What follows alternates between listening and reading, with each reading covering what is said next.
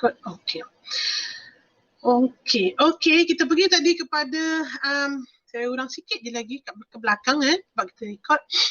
Newton second law of motion kata jumlah daya berkadar langsung dengan kadar perubahan momentum atau sebaliknya. Kadar perubahan momentum ni, kadar perubahan momentum adalah berkadar langsung dengan jumlah daya. So, kita pernah jumpa P ni stand for momentum. Momentum, formula momentum adalah mass darab velocity. So sekarang apa sebenarnya kita buat? Sebenarnya kita nak membezakan pembezaan dalam matematik tambahan dulu pernah belajar, iaitu hasil darab bagi M dan V. Dan kenapa jadi macam ni adalah sebab ini matematik dulu awak pernah jumpa.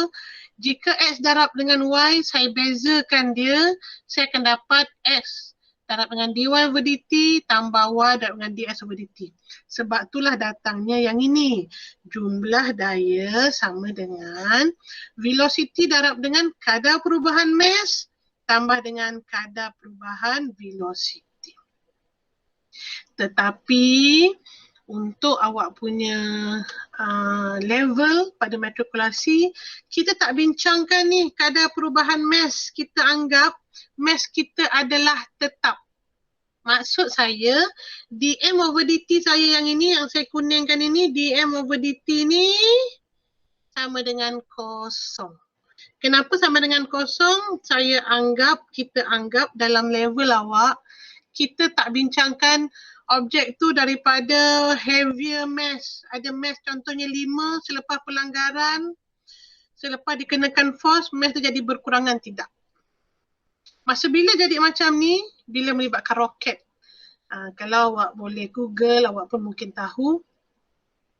Bila sesuatu space shuttle tu dilepaskan ke udara, dia sebenarnya buang sebahagian daripada mass dia.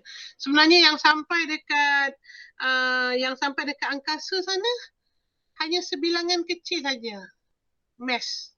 Selebihnya dia dah dibakar ataupun dilepaskan. Itu memang pun adalah second Newton's law of motion punya application sebenarnya, tapi kita tak nak bincangkan mass berubah, awal lain mass dia, akhir lain, tak nak. Kita dalam level awak ini, kita anggap mass yang kita gunakan tu tidak berubah. Akhirnya selepas diberi force, sama, mass adalah tetap. dm over dt tidak berubah. So maksudnya dm over dt, mass dia adalah tak berubah, sebab itulah delta M sama dengan kosong. So semua ni sama dengan kosong. So yang tinggal apa? Ini kita tengok pada kes yang kedua. Kes yang ketiga, Kes yang ketiga iaitu kita deal dengan constant mass but changing in velocity. Yang kes pertama, kedua tu dia cuma menerangkan pada awak sajalah. Saya nak beritahu bahawa akhirnya akan dapat nanti apa? Akhirnya daripada formula yang tadi tu kita akan dapat jumlah daya sama dengan mass darab acceleration. Ini biasa buat jumpa F setengah MA. Tapi bukannya sahaja F, tapi jumlah daya sama dengan MA. Boleh nampak kat sini mass darab acceleration. Maksudnya dalam awak punya second Newton's law of motion, kita nak bincangkan objek yang mengalami pecutan. Kalau objek tak mengalami pecutan, tak ada acceleration, itu dah masuk kepada first Newton's law of motion. Okay, so ini kena tahu ni. Jumlah daya untuk X sama dengan MA. Okay, tapi bila kita keluarkan, kan tadi kita ada buat jumlah daya pada X, jumlah daya pada Y. Dalam kes yang ini akan ada dua keadaan lah. Dua keadaan maksud saya, jika dia bergerak pada X komponen, maksudnya dia bergerak pada atas meja, atas jalan raya dan sebagainya. Maksudnya jumlah daya pada X lah yang sama dengan MA tu. Tapi dia tak bergerak pada Y. Jumlah daya pada Y Janganlah sama dengan A pula, sama dengan kosong. Tetapi kalau dia melibatkan dia jatuh, naik atas, saya tolak atau tarik melibatkan Y komponen vertikal, kalau dia bergerak pada Y komponen, apa benda X dan Y ni? Adalah motion. Kalau dia bergerak pada Y komponen,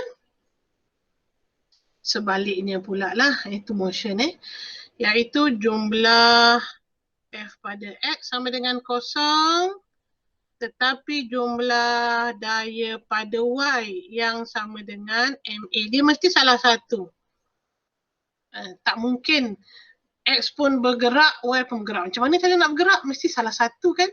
Mana boleh dia bergerak ke atas bawah, dia gerak kiri kanan? Salah lah So, salah satu mesti sama dengan MA. Ini dia second Newton's law of motion.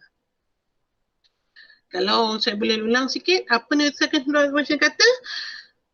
The rate of change of momentum directly proportional to the resultant force. Itu dia.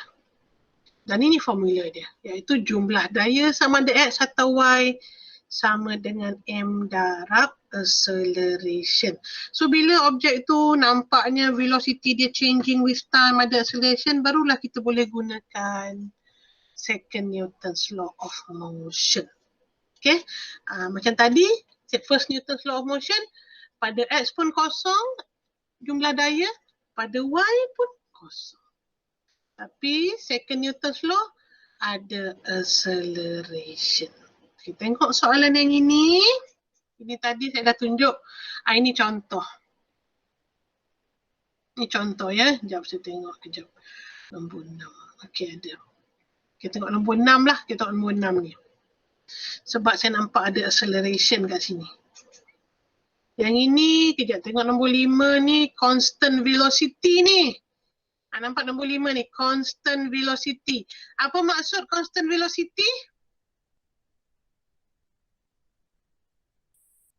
Kosong. Kosong, apa yang kosong? Apa yang kosong? Apa yang kosong? Acceleration. Betul. Acceleration kosong, iaitu jumlah daya sama dengan kosong. Itu maksudnya nombor 5 ni kena kaitkan dengan first Newton's law of motion ya. So saya tak nak bincang dah lah first Newton's law of motion. Saya nak tengok nombor 6. Kenapa nombor 6 ni saya kata second Newton's law of motion? Sebab nombor 6 ni ada key point. Apa key point awak nampak kat sana?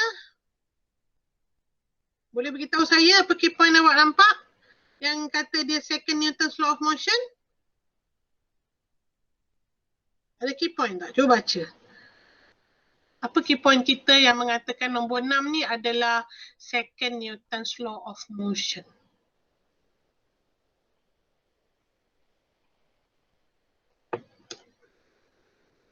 Agak-agaknya apa? Boleh jawab? Boleh respon apakah yang menjadikan nombor 6 ni saya kata second Newton's law of motion.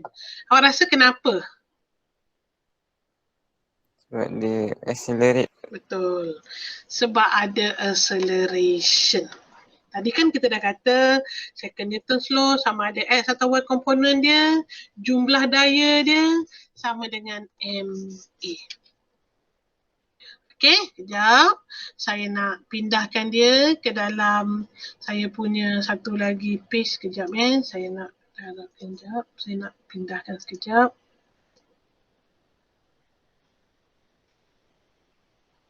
Sekejap ya. Copy. Saya add page. Ini question 6. Okey, ini dia punya gambar dia.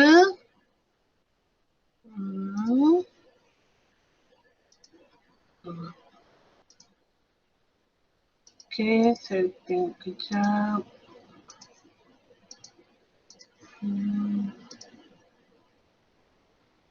Okey, ini soalan dia. Soalan dia adalah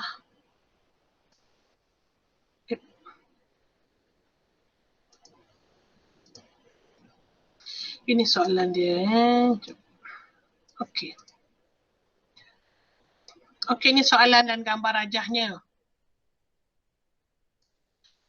Kenapa saya katakan dia adalah second Newton's law of motion? Disebabkan ada keyword. Awak bagi tahu saya tadi, keywordnya adalah dia accelerate. Betul, sangat tepat. Nilai acceleration, nilai pecutan saya bagi objek ni, dia jatuh pada rough incline plane ni pada 4 meter per second. Okay. Release from rest. Ada kat situ release from rest. Maksudnya U dia adalah kosong. V kita boleh cari. Tak tahulah, tapi tak mungkin, tak perlu pun kita nak cari. A kita adalah 4. Kita keluar dulu formula-formulanya. Formula pula. Information. Dia suruh cari kakak dia frictional force. Dia beri M juga. M sama dengan 2 kilogram. Ya. Okey, ada masa sikit. 15 minit, 10 minit. Kemudian dia suruh cari F. K lah. Saya kata dia kinetic friction sebab dia melibatkan objek yang bergerak. Dia bukan ada perkataan about to rest, baru nak bergerak. Tidak. Dia release from rest and accelerate. Okay. So, apa saya nak buat ni? Saya kena lukiskan free body diagram. Apa saya nak buat? Saya kena keluarkan saya nak keluarkan Cartesian coordinate. Cartesian coordinate saya kenalah sengit sikit macam ni. Okay. Okay. Sedikit sengit. Kemudian yang sengit tu, yang ini kena 90 darjah lah. Dia Y komponen lebih kurang ya. Okay, saya dot-dotkan dia sekejap. Kenapa saya dot-dotkan dia ni? Sebab ini, this is not my solid line. Ini bukan line bagi force. Ini cuma sekadar saya punya guideline untuk melukis saja. Saya harap awak dah mahir melukis free body diagram. Awak rasa berapa banyak force acted? How many forces acted on the object? Normal? Lagi? Weight lagi? Friction force. Frictional force. Ada lagi? Ada pulling and pushing force tak? Tak ada. Tak ada. Tak ada. Sebab memang tak ada pun. Saya tak nampak pun perkataan kat sini the box is being pulled or being pushed along the surface. Tak ada. Kalau tak ada, janganlah kita ada-adakan. So, bila memang tak ada, tak perlulah letak. Jangan letak sebab memang pun tak wujud. Dia dah bergerak dah. Dia bergerak disebabkan plane tu saya angkat dia ke atas. Okey, so saya lukiskan weight dia ke bawah, tegak ke bawah ni. Aduh, tak cantik. Tak apalah, lebih kurang aja. Ini weight saya. Kenapa buka belahannya pula? Sebab dia macam ni kan. Sekejap, saya lukis lebih kurang macam tu lah. Dia kat bawah ni. Minta maaf, tak cantik. Tapi dia dekat kenapa kat itu tak ada? Saya padam dulu. Okey, ada. Okey. Kat sini. Okey, sini. Weight saya kat sini. Dengan sudut 30 tu kalau diberikan incline 30 sebenarnya by matematik dia dekat sini. Dia dekat melekat pada part CY. Okey. Saya naikkan sikit takut awak tak nampak. Okey. Kemudian normal saya betul-betul kat sinilah. Saya lukis tak ada pakai pembaris, freehand sebab tu tak cantik. Saya harap awak boleh lukis dengan cantik. Kemanakah saya punya friction force sentiasa melawan arah gerakan? Dia nak jatuh ke kiri, saya punya ke kanan. Ini normal. Mana acceleration saya? Ke kanan ke kiri acceleration saya?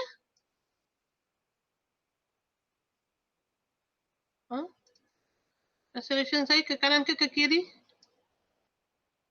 Boleh jawab ke? Kiri. Kiri. Okey, jom. Ke kiri. Kenapakah ke kiri?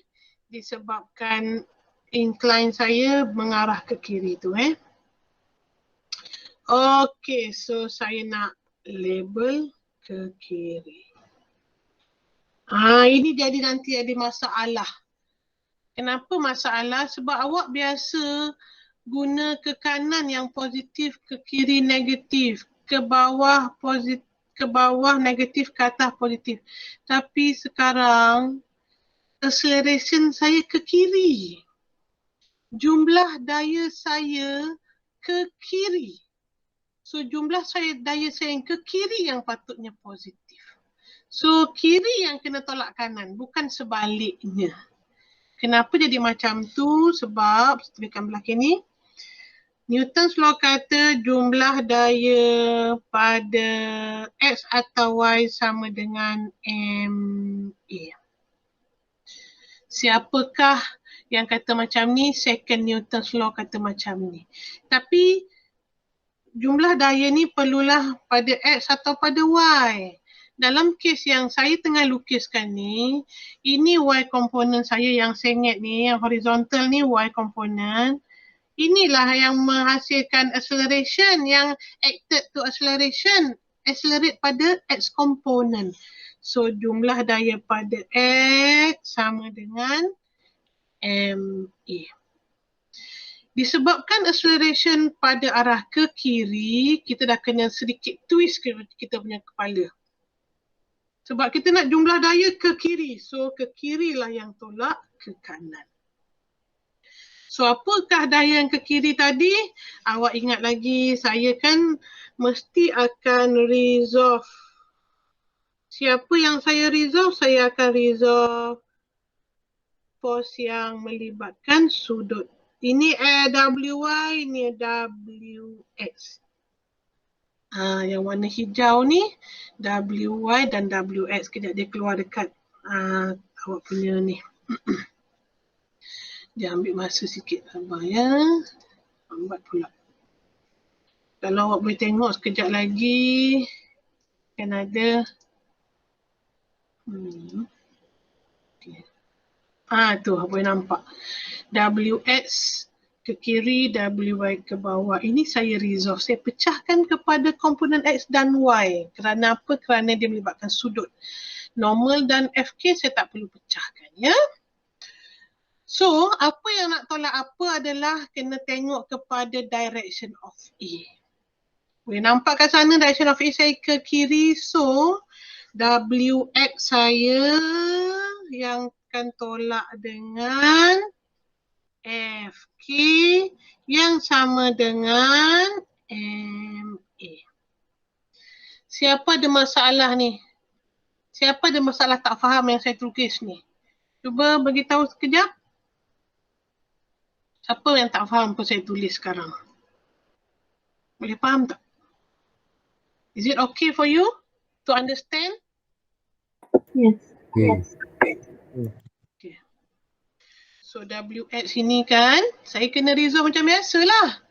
Macam mana nak resolve? W kan sama dengan MG. So MG darabkan dengan X komponen sebab sudut saya melekat dengan part CY. So untuk X komponen saya kena pakai sin. Sin sudut 30 darjah tolak dengan FK sama dengan MA. Daripada sini saya rasa saya boleh cari dah frictional force. Sebab apa? Sebab M ada, A ada, G ada, sudut ada. Sekejap saya tengok ya.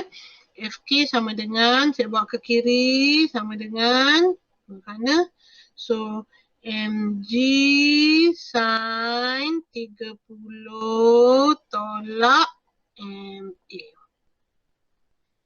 Okay, di mana M saya adalah 2 darab 9.81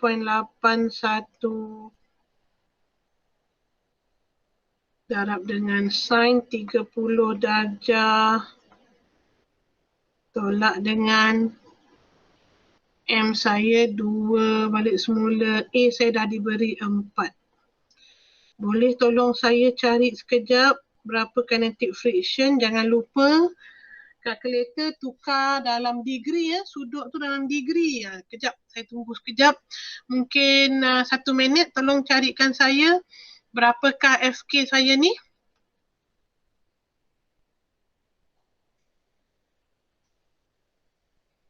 Berapa FK saya?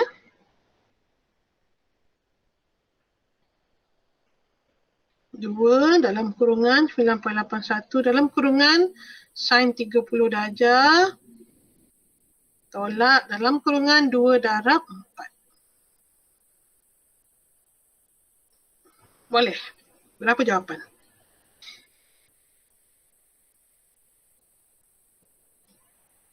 Berapa jawapan? Dapat tak? 1.81. Ada lagi jawapan yang lain?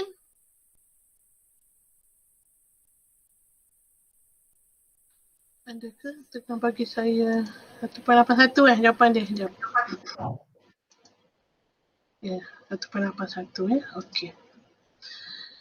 1.81 Newton. Selesai. Kita dah selesai. Tapi saya cuma nak sentuh jika memerlukan, nak cari mungkin coefficient of static kinetic friction mu k ke. Perlulah cikgu nak cari normal. Okey, kita keluarkan ini jika perlu. Saya tunjukkan macam mana nak cari Y component. Y component saya letak kat bawah ni. Last, Y component saya adalah summation of Y component. Jangan sama dengan MA. Sebab dia tak bergerak dalam Y component, dia bergerak dekat X component saja ya. So, summation of Y sama dengan kosong. Untuk Y saya ni, ni macam biasa atas tolak bawah. N tolak MG cos 30 sama dengan kosong. Tak kisah nak cari apa-apa, nak cari N ke, boleh nak cari N kalau perlu. Yang dalam kes ini, tak perlu pun nak cari N. Tapi kalau perlu menggunakan second equation, kita boleh ambil dari jumlah daya pada Y component. Di mana saya nak awak tahu bahawa untuk second Newton's law sama ada X dia sama dengan MA untuk satu objek yang sama atau Y sama dengan kosong. Dia tak mungkin akan bergerak X dan Y sekaligus bagi satu-satu objek. Okey? Ini cara menggunakan second Newton's law of motion. Kalau melibatkan lebih daripada satu, macam mana? Sama. Awak kena keluarkan dua free body diagram macam saya dah pernah ajar tu dalam video. Kalau ada dua free body diagram, kenalah keluarkan jumlah daripada S dan Y untuk setiap objek. Contoh, ni. Nombor 7 ni, nombor 8 ni, nombor 9, nombor 10 ni semua melibatkan lebih dari satu objek. So dia punya free body diagram ni janganlah combine. Berbeza-beza. Tapi insya-Allah apa yang saya dah terangkan dalam jam yang ini cukup untuk awak fahamlah insya-Allah berkaitan dengan second Newton's law. Yang mana lagi second Newton's law ini? Nombor 7 ni second Newton's law. Nombor 8 ni second Newton's law. Nombor 9 dah third Newton's law. So saya nak awak cuba soal nombor 7 ni dan nombor 8 sebelum kita jumpa esok. Okey? Di mana esok saya nak bincangkan third Newton's law dan mana-mana soalan berbangkit berkenaan second Newton's law lah. Tapi tak apa, jangan risau kalau tak faham.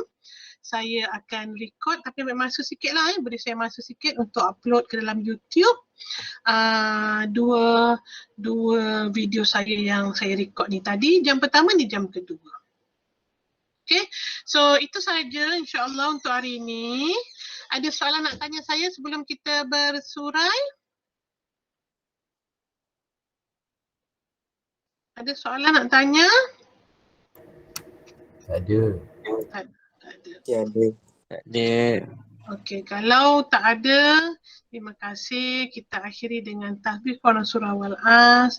Jika ada, saya tunggu kat sini sampai awak selesai. Mungkin ada nak tanya soalan pada saya at the end of this hour. Silakan, saya tunggu kat sini.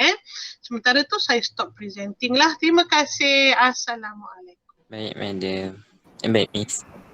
Thank you, miss. Thank you, Miss. Thank you. Thank you, Miss. Thank you, Miss. Thank you, Miss. Thank you, Miss. Miss, Thank you, Miss. Thank you, Miss.